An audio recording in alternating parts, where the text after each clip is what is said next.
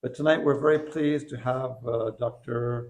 Romaric LACROIX with us. Romaric lives in Marseille. Mm-hmm. He's married. Mm-hmm. We have 3 children. Mm-hmm. And he is a doctor in hematology and immunology. Mm-hmm. Exactly, yeah. He looks after a laboratory in the big Timon hospital in Marseille. And he did postdoctoral studies at Harvard University in the United States. Mm-hmm. And he does clinical work and research and teaching. And he's also just a very nice man. Oh. So we're very pleased to have you, and thank you for coming from Marseille for us tonight. So we can already applaud. Thank you very much, Brad, for this very kind introduction. I will give the talk in English, and I hope that will not be too difficult for you to understand what I said with my little bit broken English. But anyway, I want to bring you with me tonight and bring you in kind of a trip between what is infinitely small and the infinitely large of our world, and look at what the modern science allows us to see, to contemplate, to view. And indeed, with our eyes, we are really able to see many beautiful things. When we, at night, not in Marseille, but more in Manosque, with a lower level of lights, it's really possible to see all the stars in the night, especially during the summertime. And we can feel that, oh, it's beautiful. And but also going, I don't know, around for hiking or near the mountains, the Alps, you can have a beautiful landscape there. And in the winter time, when you look at the detailed structure of a snowflake, that could be also something amazing.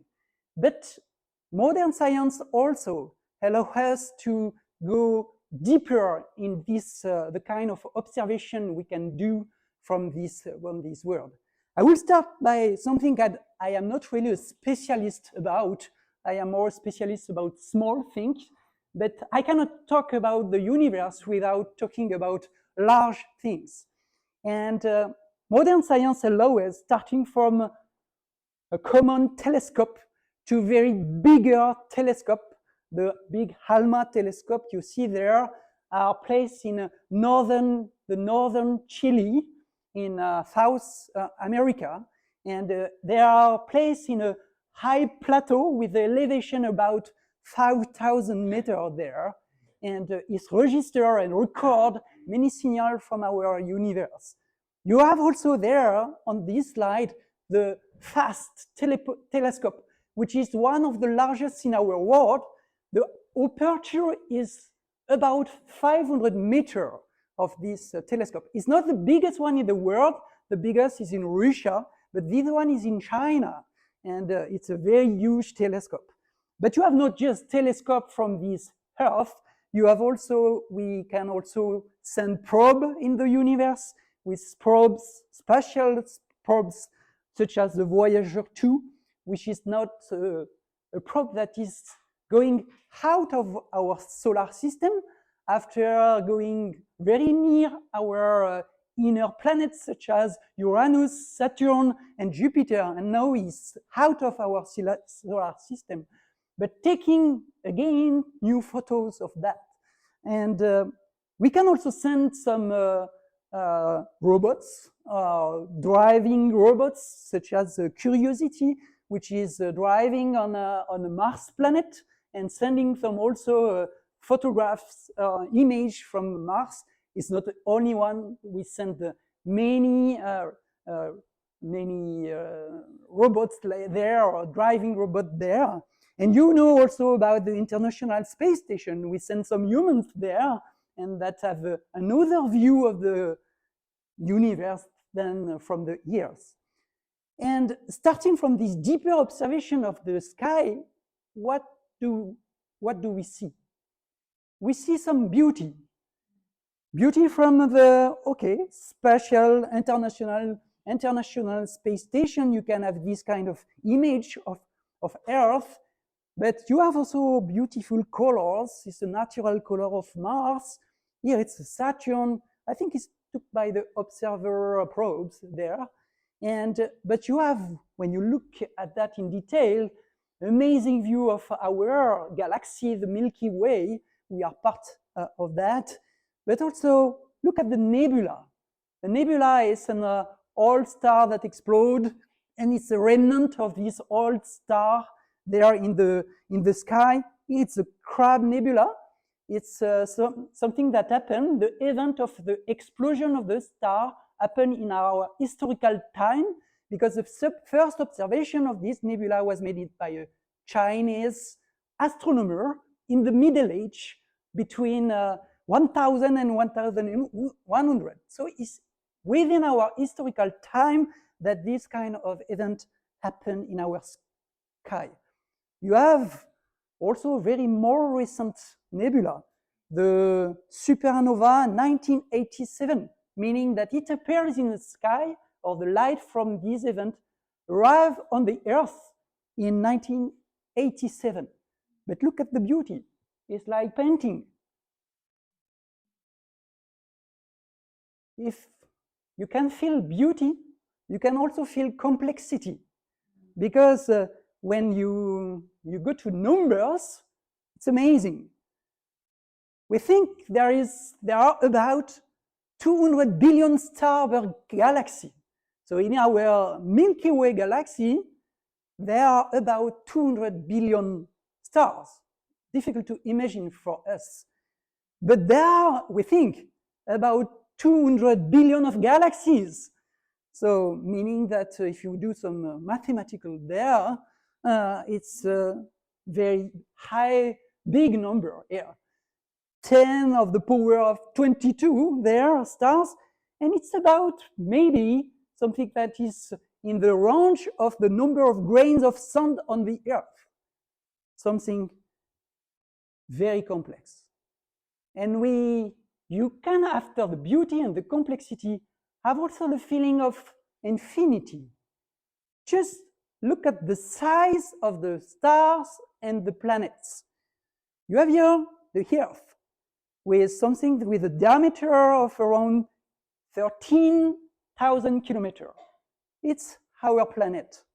But look at that. We will take 3 minutes for that. The Kepler planet there, 31,000 kilometers. Look at Neptune, 50,000. Uranus, around the same size. But what about Saturn? More than 100,000 kilometers. And now the smallest stars.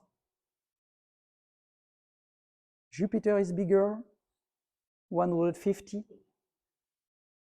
But what about that? It's about 1 million kilometers of diameter. Here is our sun, 1.5 million kilometers. But our sun is not the biggest in the universe. You have stars that are largely bigger than that. Here we are at about 36 million kilometers of diameter. And you have bigger and bigger, with a lot of weird name there. Here it's a white star. And where we are now is about 500 million kilometers in the diameter. But you can be more. Okay, 1.5 billion now. What is the Earth in comparison, in size? You have amazing stars there, above 2.5 billion kilometers of diameter. This gives us a feeling of infinity. And a star is just a little point with some planets around, and we cannot measure that by kilometer. It's light day now. You need to change your references. And okay, around that, you can find the first planets around. no more, almost 100 light days. And you will structure that with planets around to finish as our solar system and then galaxy. Here's more than 10, 20 light, not days, years. It's the time the light take to go from one point to one other. And in 1,000 light years, you have that, just the size of our galaxy. And it's just one galaxy. And I remind you that I talk about billions of galaxies. The size is more than 100,000 light years now. And it's just one galaxy.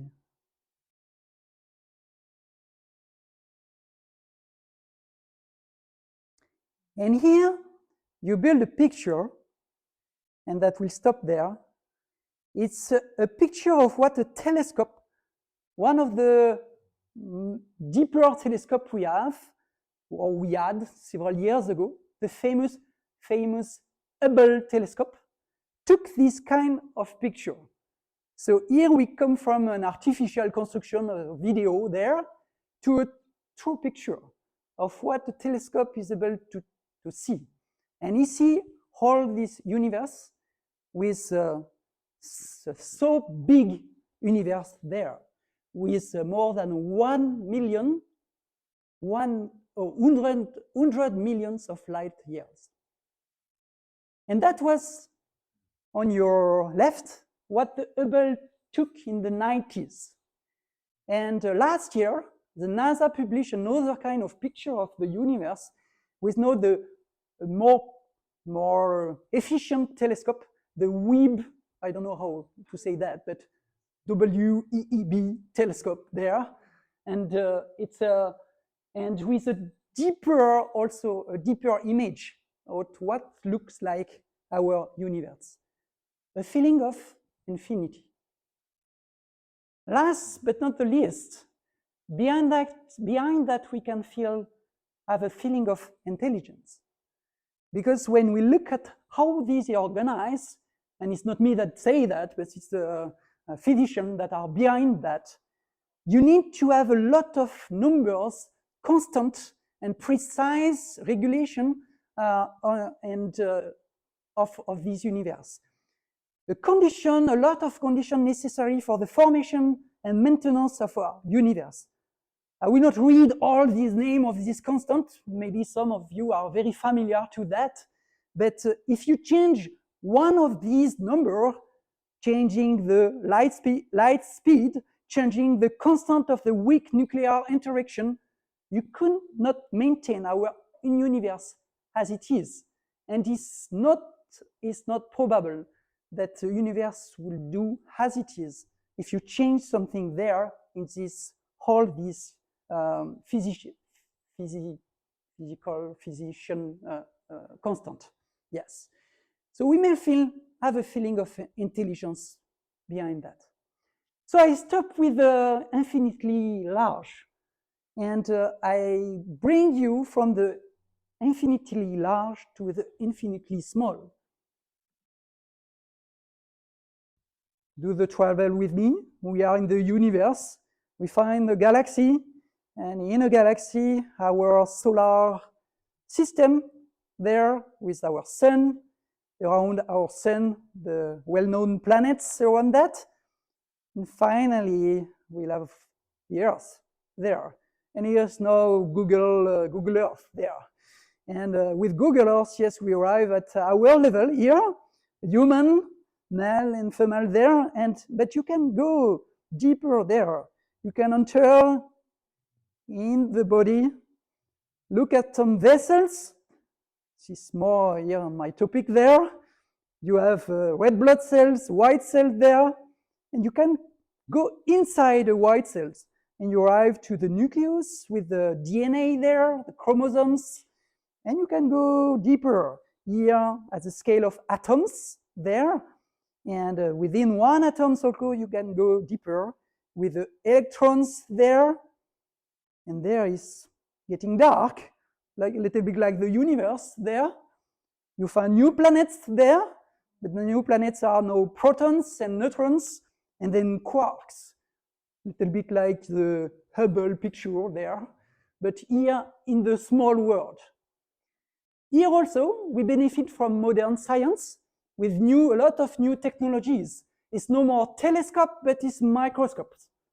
And starting from the first microscope in the 17th century, the Robert Hooke microscope, we have more specialized and better microscope now.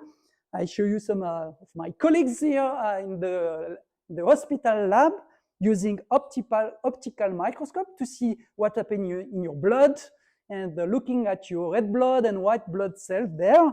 But you have also more efficient microscope going from optical microscope to electronical microscope. It's that take rooms to have this kind of microscope and to have more details.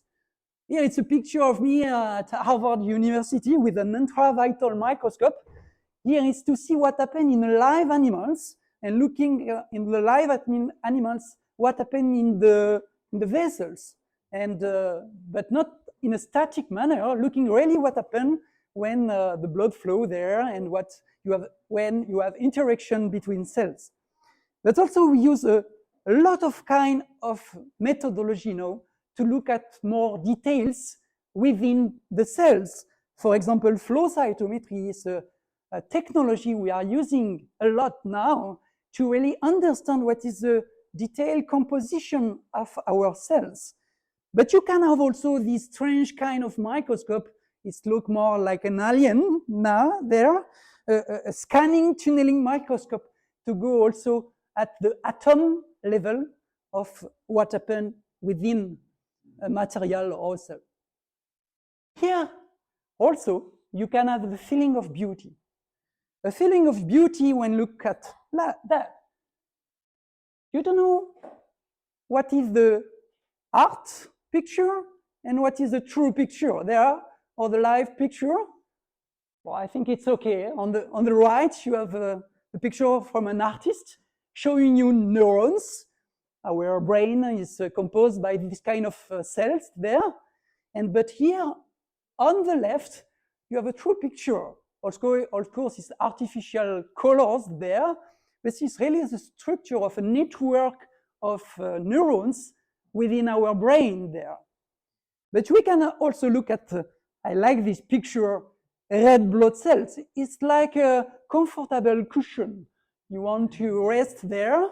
But in fact, it's these cells that transport oxygen from, from here, the air there, to our organ. It's a vital mechanism there. But look at this cell, it's also beautiful. Here you have in blue the nucleus of the cell, and we can label all the internal structure of these cells. And here this planet is not a planet, but it's a white cell. It's one of the cells so important for our defense, immune defense, and critical cells to fight against cancer cell, fight against cancer, fight against infection. There, it looks like a planet. Beauty also, when you look at, when I show you this kind of picture, is like static, without life. But it's not like that. The true thing is that is moving. That is, here's my leukocyte. It's a leukocyte moving, and imagine many things inside the cell that happen when our defense cells is just moving. It will move to take care of us, to fight against infection there. And it's like that. Beauty. Also beauty when we look at what happened inside the cell. Here it's not a true video, it's a reconstructive view of what we think is happening inside our cell.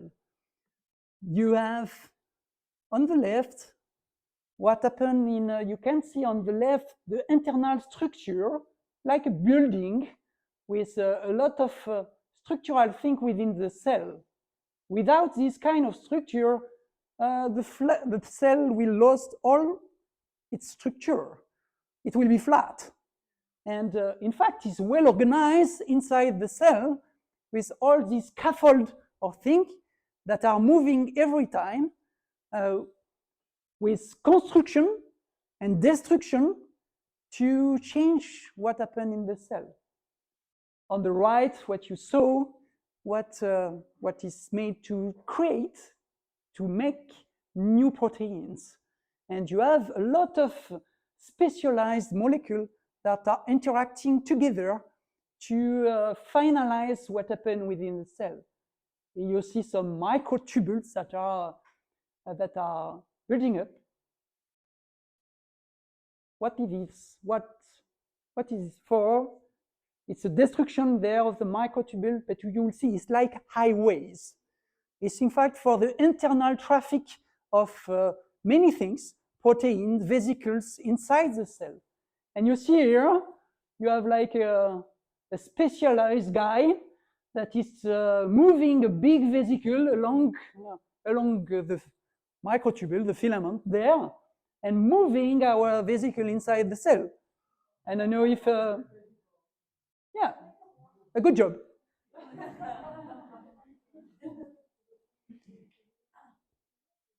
Beauty, but also complexity.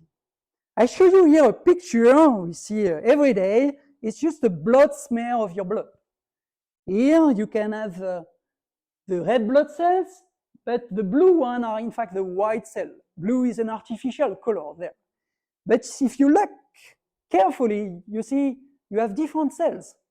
One has a big round nucleus on the left. We call that a lymphocyte. With the COVID now, everybody knows about an antibody. It's this kind of cell that or is initiator of making an antibody. But on the right, you have another one, very different. It's a polynuclear there. Polynuclear cell, which is really also important for our immune defense. But you don't see also this small dust there. It's not dust, in fact. It's our platelets. Very important to stop bleeding when you make a cut there. Very important to stop the bleeding there. Yeah, it's quite simple. When I talk about complexity, believe me, you have not just one kind of lymphocyte in our body. You have many of them with different works and a different objective. You have really an immunological network with a lot of different kinds of lymphocytes, all doing very important things. And not just one cell, many kinds of cells is like the diversity of planets in your body there. Here it's a complexity. But what about complexity of molecular things that happen around or within your cells?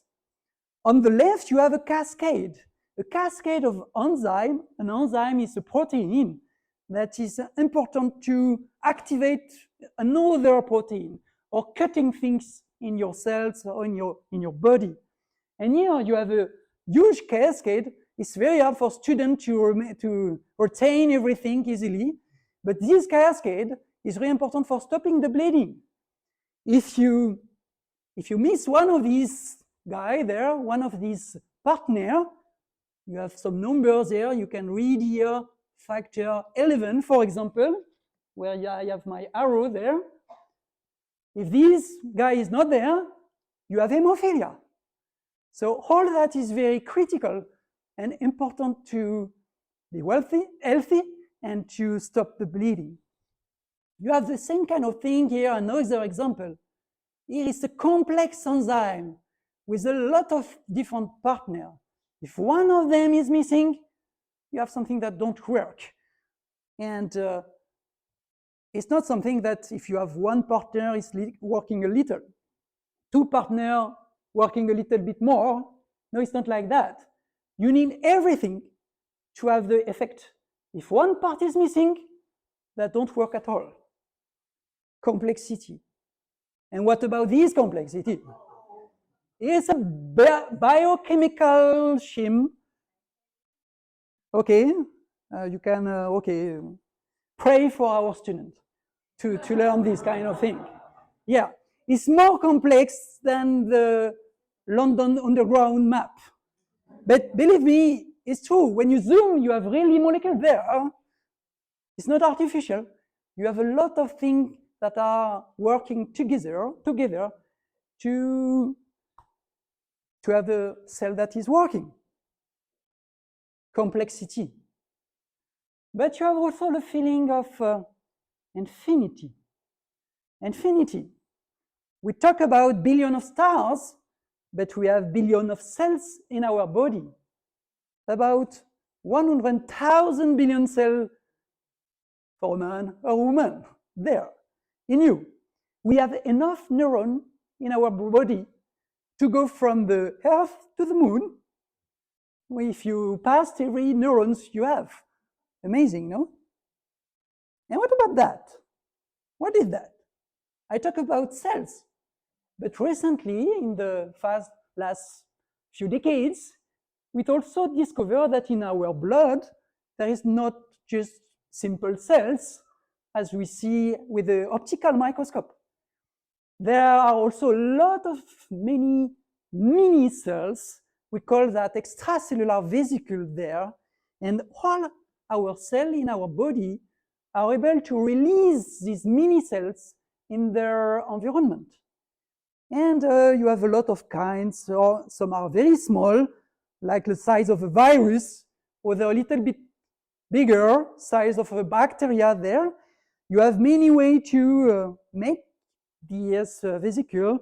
Some are like this multivesicular body release this small vesicle in the extracellular space, or also other vesicles that come from the budding of the cell membrane. And when they do that, you see they took a part of the molecules of the membrane, of the proteins, of the genetical information of the cell.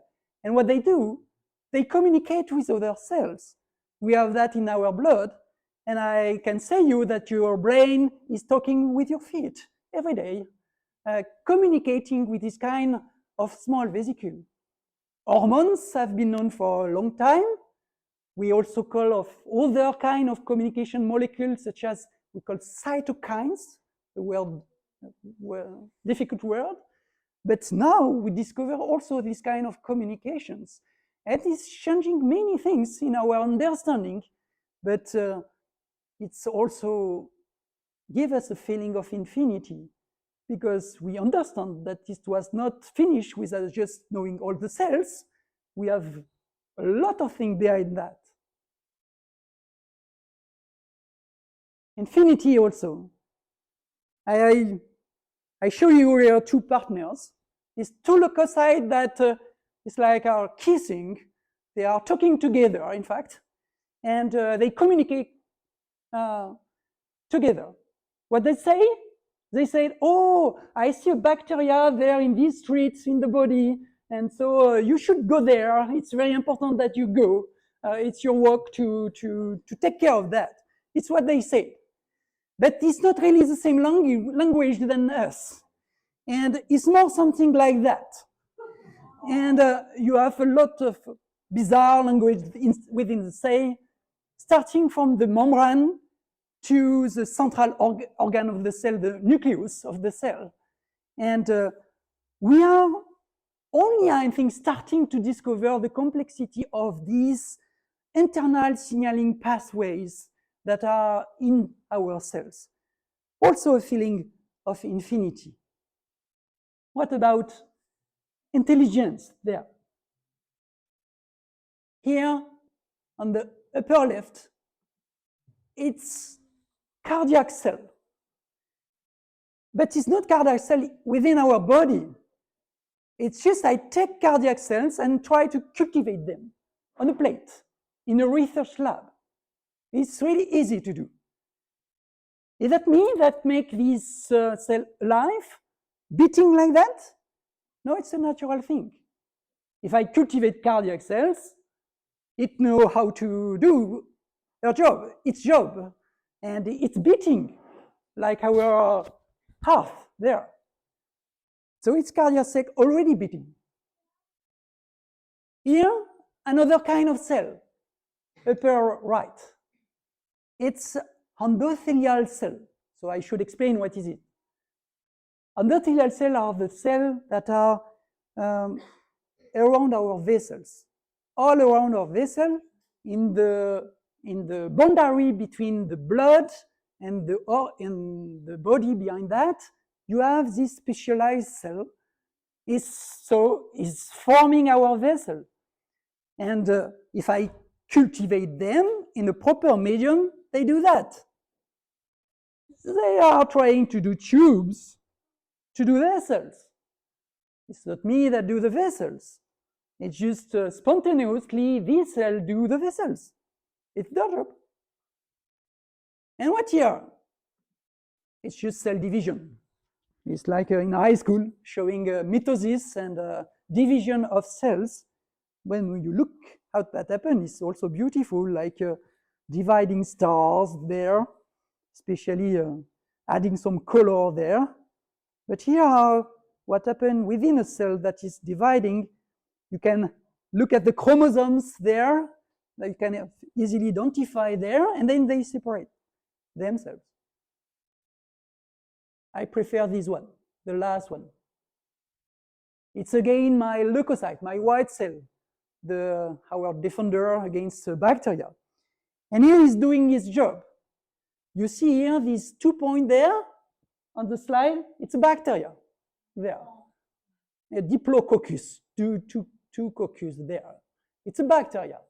And here you have the red blood cell, and here the hunter. He's doing that. He's hunting.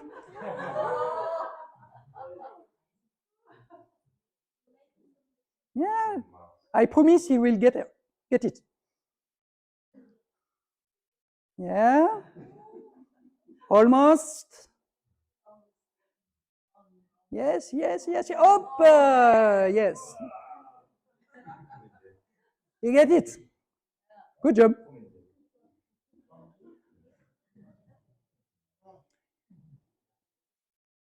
Intelligence behind that. Intelligence also within our nucleus. I talked already about chromosome. It's all how our genetical information is stored there, and you cannot do anything without that. And when the DNA was discovered there in the middle of the 20th century there, it was amazing because it was behind that a code. It's like you have letters of a code. Letters are, in fact, yes, it's atoms there, molecule there, but it's like letters, and you can write this code. And when you are able to read this code, you can make new proteins there. We have a lot of these codes, and with that, you can also, if you unfold all the code, with only all the cells of your body, you can have 30,000 times the distance between the Earth and the Moon. Because within each cells, you will have 2 meters of code. And you can read this code. And now the human genetical code has been read. And we have all this code. We don't know how all this code is doing. We know at that time only a part of that. A small part of that, we understand what it means exactly in the body. But we have all the code. And all this code is in these chromosomes, and is code for 20,000 genes that made more than 1 million of proteins. But 1 million is a small number compared to what I talked to you tonight. But in fact, it's more complex. You have a lot of regulation of that may change how the proteins or the product will be made from that. We discover a system of regulation called microRNA. It's small molecules that regulates the synthesis of all that. It was not known 20 years or 30 years ago, but it's had a high level of complexity of intelligence behind that. We know also that the environment is really critical to modify also this code and how it works. We call that epigenetics. This means just on the side of genetic. You have your code, but we have a lot of things that can modify that. And I talked already about the extracellular vesicle. You know the small vesicles I talk about, talking from your brain to your feet. All these small vesicles, they transport, they bring with them a part of the code, and they can exchange part of the code between cells. A lot of intelligence behind that. So, after all that, looking at what is in the large world or the small world, it brings us to some question. What is behind that? Is that chance or intelligence behind that? We have to guess. For some astronomer here, the American astronomer Alan Rex Sandage, he became a Christian because of his observation of nature. He was a big guy. He participated to the calculation of the extension of our universe. A very big guy. And he became a Christian at the age of 60. And he said that, can one be a scientist and a Christian? Often we answer no. It seems that science and believing in a God is something that opposes itself. But he answered yes. The world is too complex in all its components and interconnections to be solely the result of chance. Of course, it's his thought, but not necessarily ours.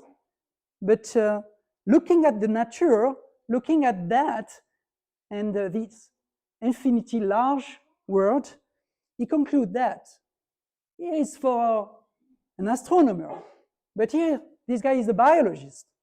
Francis Collins is well known because he has been the director of NIH, the biggest research center in America, in Washington, D.C., and he was the leader of this center from 2009, I think, to last year, 2022 or 21 or 22.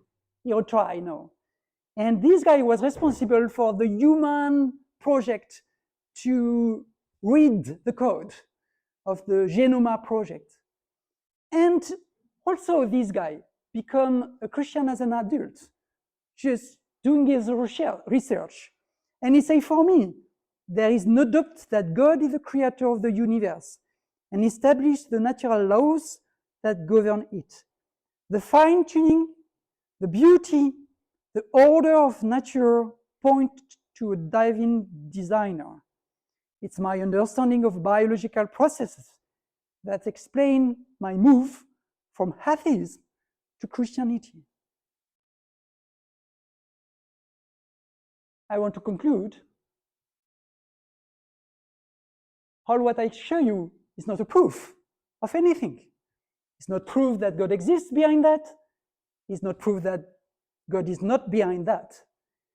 But that maybe give us think to that. What is this beauty, intelligence, complexity, infinity? For myself also, in my life, I answer that I believe that is a God behind that.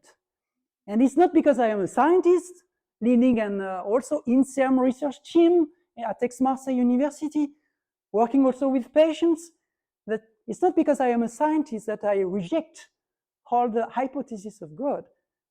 In contrast, it's because I see that I am comfort in my believing that there is, with a high probability, an intelligence behind that. Louis Pasteur, it's a French scientist, not from the 21, neither the 20th centuries, but from the 19th century, well known about the initiation of vaccine there. And he, at that time already, said that a little science takes us away from God, but a lot brings us back. It's also, of course, an opinion. Even if at that time, the general thinking in science was, no, science replaced God in the 19th century. And what that happened is that because at that time, we look God only where we don't understand something. It's when you don't understand something that you say, behind that, probably there is God. And it was all the Middle Age and also the rational time of the 18th, 19th, and early 18th century to say God is where we don't understand something. But when science explains something, God disappears. But in fact, I think the time reversed that, because nowadays the science we are doing is bringing more complexity of what is there to only say, okay, it can be explained by itself, just chance there.